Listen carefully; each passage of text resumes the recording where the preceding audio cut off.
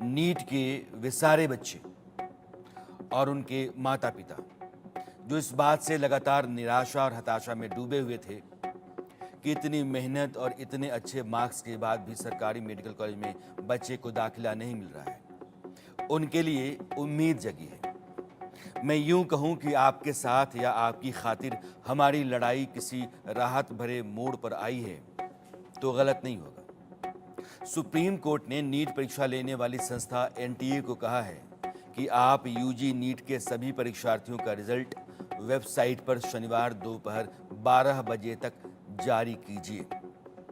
NTA का जो सबसे बड़ा कवच था वही हट गया। ये बस 100 लड़कों का रिजल्ट जारी करके बाकी को पर्सनली भेजा करते थे। सुप्रीम कोर्ट ने बस इतना कहा कि आप बच्चों के नाम मत छापिए, लेकिन शहरी नहीं, सेंटर वाइज उसको पब्लिश कीजिए। कोर्ट ने यह भी माना है कि पटना और हजारीबाग में पेपर लीक हुआ है और लगे हाथ उसने यह भी मांग की है कि बिहार पुलिस की जो प्रारंभिक जांच रिपोर्ट है उसको रिकॉर्ड पर ले आइए। सुनवाई की अगली तारीख 22 जुलाई को सुबह 10:30 बजे रखी गई है, क्योंकि कोर्ट चाहता है कि दोपहर तक वह किसी फैसले पर पहुंच जाए। सुप्रीम कोर्ट में chief justice of India DY Chandrachud, justice JB Pardiwala और जस्टिस मनोज मिश्रा की डिवीजन बेंच नीट मामले की सुनवाई कर रही है।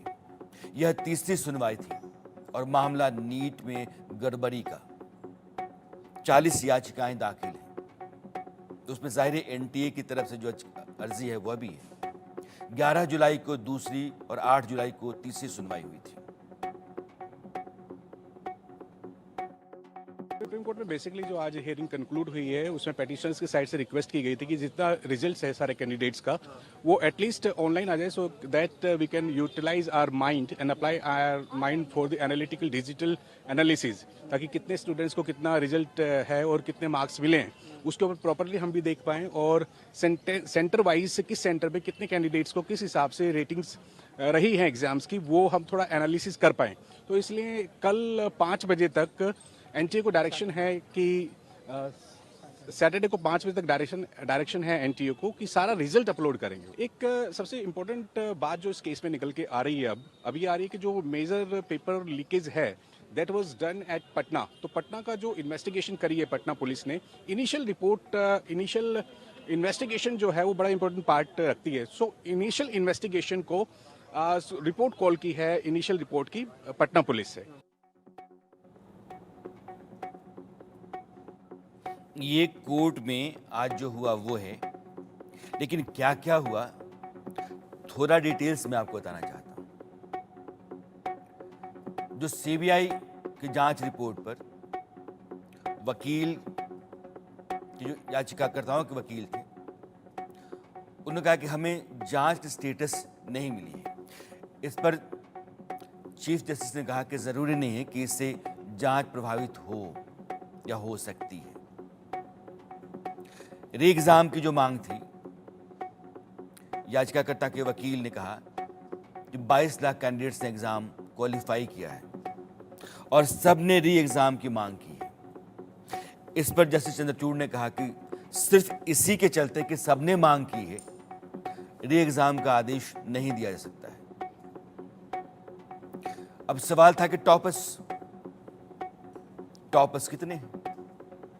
जस्टिस चंद्रचूड़ ने कहा कि 67 छात्र जिन्होंने 720 में से 720 मार्क्स हासिल किए उनके बारे में बताइए। तो सॉलिसिटर जनरल ने एनटीए की तरफ से उन्होंने कहा कि दोबारा एग्जाम के बाद इनकी संख्या कम हो गई।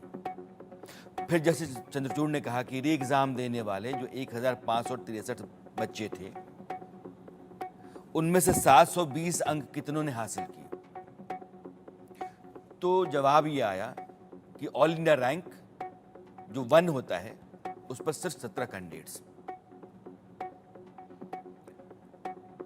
पेपर लीक, याचिकाकर्ता के वकील ने कहा कि देश में एसबीआई से पेपर दिए गए सेंटर्स पे, लेकिन हरदयाल स्कूल में कैनरा बैंक से पेपर दिया गया।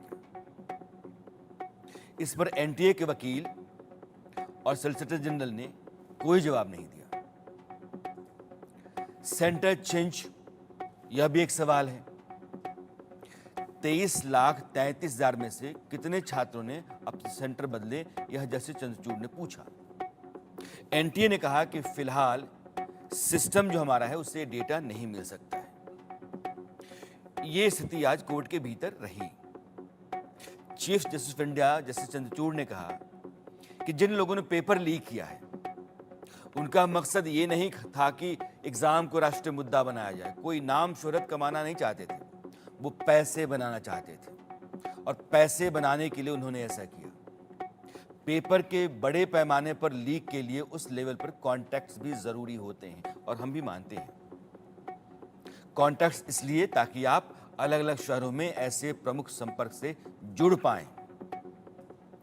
जो कोई भी इससे पैसा कमा रहा है वह इसे बड़े पैमाने पर सर्कुलेट नहीं करेगा, जस्टिस चंद्रचूड़ की राय थी।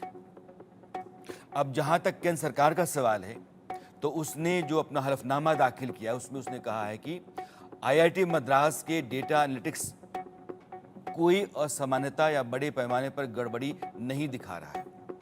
और इसी को आधार बनाकर एनटीए ने अपने जवाब में कहा था कि आईआईटी मद्रास की रिपोर्ट नीट यूजी की परीक्षा में किसी भी तरह की धांधली को खारिज करती है। लेकिन याचिकाकर्ताओं के नोडल ऑफिसर सुमित कुमार शर्मा की ओर से एनटीए और आईआईटी मद्रास के जवाब पर बुधवार को जो लिखित जवाब दिया गया था उसमें कहा गया कि एनटीए ने अधूरे डेटा और एनालिसिस को सही बताने के लिए आईआईटी मद्रास की अधूरी रिपोर्ट दाखिल कर सुप्रीम कोर्ट को गुमराह करने की कोशिश की। उनके मुताबिक यह रिपोर्ट अधूरे डेटा संग्रह और सतही एनालिसिस के कारण मौलिक रूप से सही नहीं है। ये लड़ाई दो पक्षों की कोर्ट के भीतर है। जब इधर सुप्रीम कोर्ट में सुनवाई होनी थी उससे पहले सीबीआई ने पटना एम्स के 4 डॉक्टरों को हिरासत में ले लिया। मसला क्या है? सुप्रीम कोर्ट इस बात की जांच कर रहा है, यह इत्मीनान करना चाहता है कि जो पेपर लीक हुआ है, पेपर लीक कितने बड़े पैमाने पर है। अगर बहुत बड़े पैमाने पर है तो फिर इम्तिहान को दोबारा होना चाहिए, लेकिन सिर्फ पेपर लीक करके कुछ बच्चों को ही फायदा पहुंचाया गया है, उनको एग्जाम में बिठा करके उनको आंसर दिए गए हैं, उन बच्चों को आइडेंटिफाई कर लिया जाए तो दोबारा एग्जाम की कोई ज़रूरत नहीं है। अब पेपर लीक का पूरा दायरा कितना बड़ा है, यही सबसे बड़ा सवाल है। मूट पॉइंट यही है। तो जिन लोगों को पटना एम्स में पकड़ा वो सॉल्वर गैंग का हिस्सा माने जा रहे हैं। सीबीआई इन चारों को पूछताछ के लिए अपने साथ ले गई और बाद में उन लोगों को गिरफ्तार कर लिया। जो 4 डॉक्टर में से 3 डॉक्टर हैं, कुमार शानू, चंदन सिंह और राहुल आनंद, ये 2021 बैच के मेडिकल स्टूडेंट हैं, जबकि चौथा डॉक्टर करण जैन सेकेंड ईयर का स्टूडेंट है। सीबीआई ने इन लोगों का कमरा सील कर दिया और लैपटॉप मोबाइल अपने कब्जे में ले लिया। डॉक्टर का गिरफ्तारी नहीं हुआ है, एक्चुअली गिरफ्तारी नहीं हुआ है, लेकिन मेरा जो इन्फॉर्मेशन है और जो घटना घटा है इसमें एक्चुअली स्टूडेंट्स हैं। 4 स्टूडेंट को सीबीआई टीम आके लेके गए हैं। हमें पता नहीं ये गिरफ्त किए हैं कि इसे लेके गए हैं इंटरोगेशन के लिए। कल हम एक राउंड ले रहे थे हॉस्टल का, हॉस्टल स्टूडेंट मेस मैनेजमेंट कैसे चल रहा है। उस समय हमारे साथ हमारा dean academic doctor Prem Kumar थे, हमारा officer on special duty doctor Anil Kumar थे और स्टूडेंट्स भी सब थे। और राउंड के टाइम में सीबीआई टीम आए, एक स्टूडेंट को उसी समय जो राउंड हम चल रहा था एक स्टूडेंट को वो लेके गए। उसके बाद शाम को फिर सीबीआई टीम आए और 2 स्टूडेंट को लेके गए। उसके बाद इन्होंने बोला कि टोटल 4 स्टूडेंट है, तो एक स्टूडेंट जो उसी समय हॉस्टल में था नहीं, वो इनको स्टूडेंट जाके खुद इनको रिपोर्ट किया। तो हम कल सीबीआई टीम एक्चुअली हमारा संपर्क में थे और कल इन्होंने इन्फॉर्मेशन दिया कि उनका सब रूम को सील किया जाए। उनका जो रूम का जो लॉक है इसको उनके ऊपर उनका छापा लगा है। सीबीआई 3 कमरा को उनका सील किए हैं और हमारे तरफ से एक स्टूडेंट का जो कमरा है रूम, इसको हम सील किए हैं।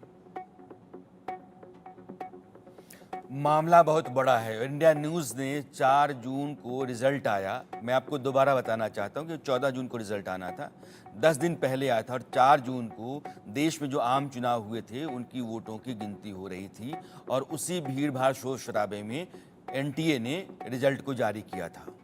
रिजल्ट के आने के बाद 5 जून को पता ये चलता है कि 720 मार्क्स में, टोटल 720 का इम्तिहान होता है और 720 में 720 पाने वाले छात्रों की संख्या 67 है, जो आज तक के इतिहास में पहले कभी नहीं हुआ।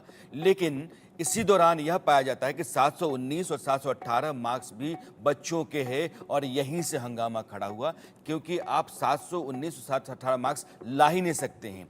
4 नंबर का एक क्वेश्चन होता है, गलत करने पर 1 नंबर पर काटा जाता है। कोई लड़का सारे सवाल सही करने के बाद एक सवाल उसको करना है, इसका मतलब यह है कि 716 पर आकर के वो खड़ा है।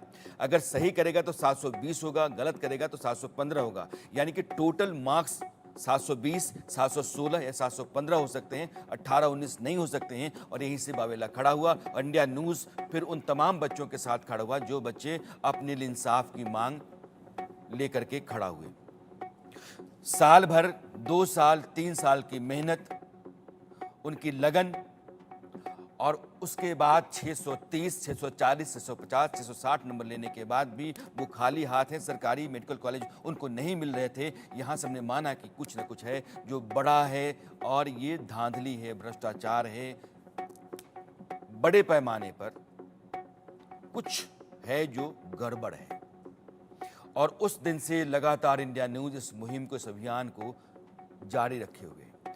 सुप्रीम कोर्ट का जो भी फैसला होगा, जैसे बाकी देश के 24 लाख बच्चों को मंजूर होगा, वैसे ही हमको भी मान्य है।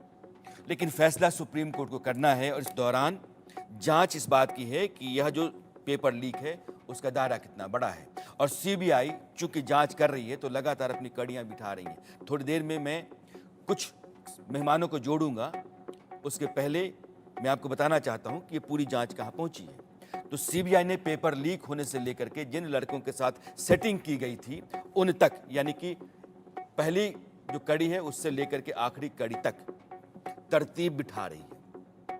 जिस पंकज ने पेपर ले जाने वाले ट्रक से पर्चा उड़ाया था उसको सीबीआई गिरफ्तार कर चुकी है। पंकज का कनेक्शन कहां है? हजारीबाग के ओएसएस स्कूल के प्रिंसिपल से। ओएसएस स्कूल के प्रिंसिपल को हालांकि बड़े पाक साफ पहले बन रहे थे, लेकिन आखिरकार सीबीआई ने उनको उठा लिया। हजारीबाग के उसी ओएसएस स्कूल से जो पूरे गैंग का सरगना है संजीव मुखिया, उस तक पेपर पहुंचा था। एक बड़ा नेटवर्क साफ साफ दिखाई पड़ता है जो हजारीबाग से लेकर के, पटना से लेकर के देश के बाकी शहरों तक जाता है।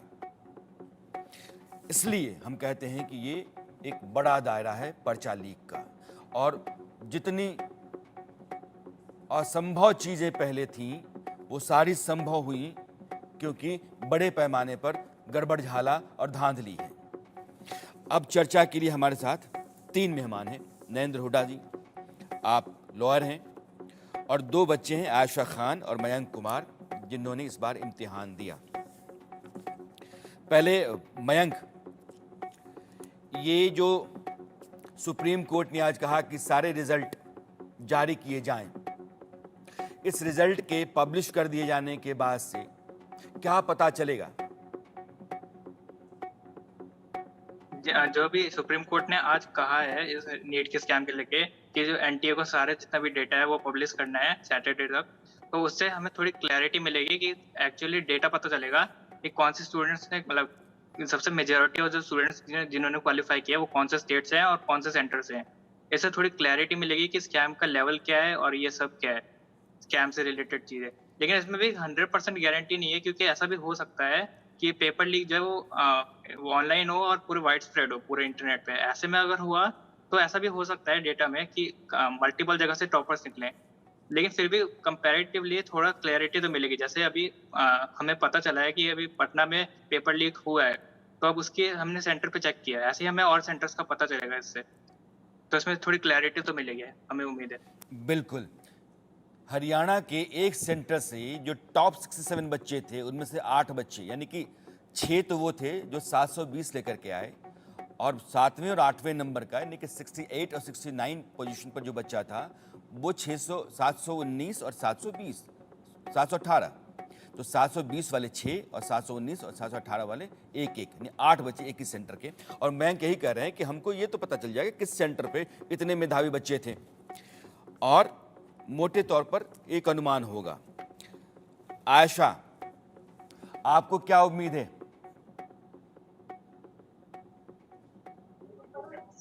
हेलो, आई थिंक कि जो ये सुप्रीम कोर्ट की तरफ से डेट जो आई है, आज जो हियरिंग थी उसके अंदर हमें बताया कि कंक्लूजन ये निकला था कि नीट के सारे रिजल्ट के उनको डिटेल डालना। आई डोंट थिंक उससे ज़्यादा कुछ फायदा होने वाला है, बिकॉज सीबीआई ने जो भी जांच करी है वो सेंटर्स में जो लोग इन्वॉल्व थे वो पकड़े गए। अगर उनके अगेंस्ट कार्रवाई करी जाए, उनसे और आयशा, इन्फॉर्मेशन ली आपका जाए। आपका स्कोर कितना रहा है?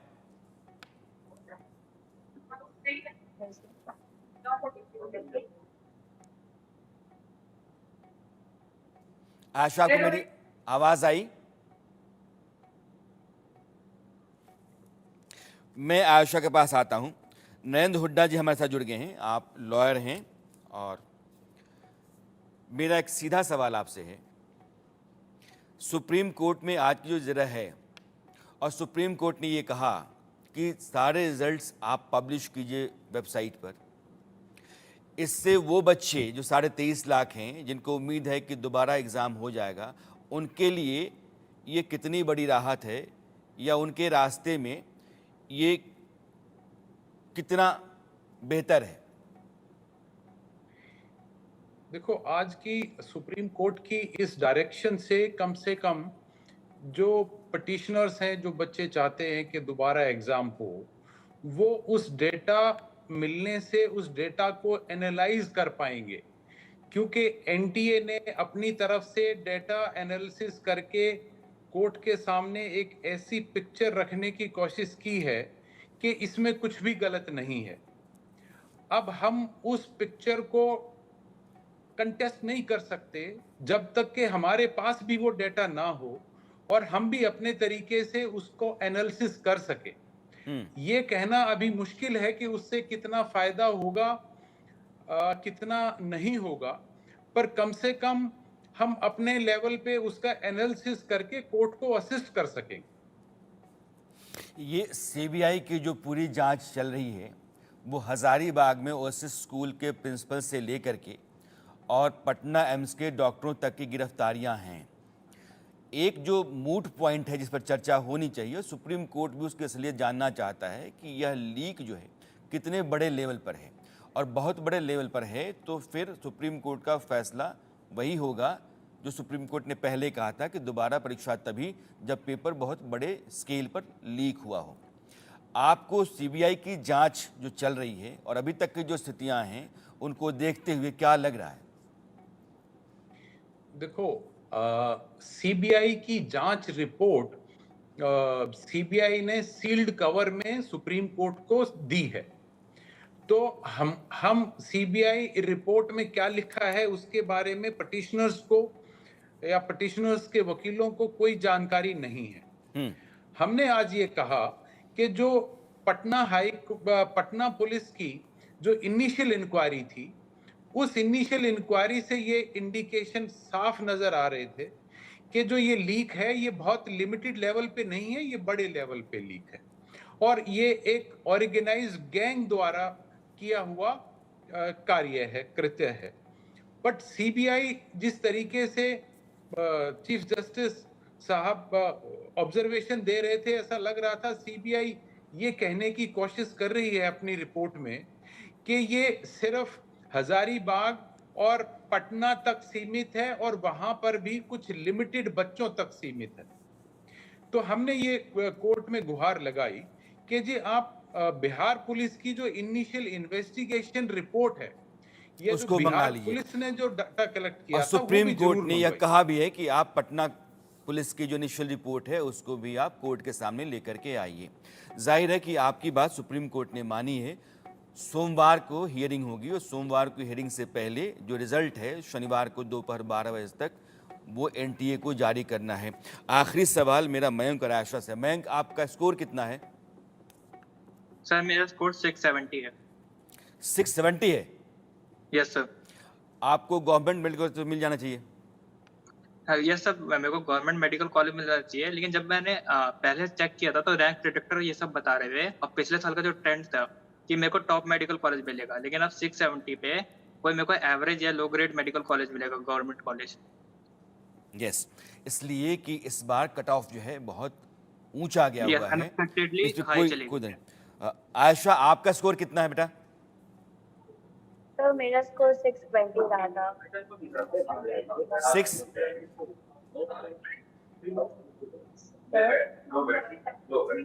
आयशा रिपीट करना। 600 मेरा स्कोर 620 रहा था। 620 है। ये दोनों बच्चे हैं, आयशा आपके सामने है। पिछले 4-5 साल का आप रिकॉर्ड उठा के देख लीजिए, जो कट ऑफ है वो 615, 610, 620, यानी कि इस बच्ची को भी सरकारी मेडिकल कॉलेज मिलना चाहिए था। आज की तारीख में 620 की तो पूछ ही नहीं है। 650, 655 तक, 60 तक की भी पूछ नहीं होती है। 670 लाने वाले मयंक हैं, लेकिन उनको एवरेज मेडिकल कॉलेज मिल रहा है। आप समझिए कि स्थिति कहाँ आकर के खड़ी है।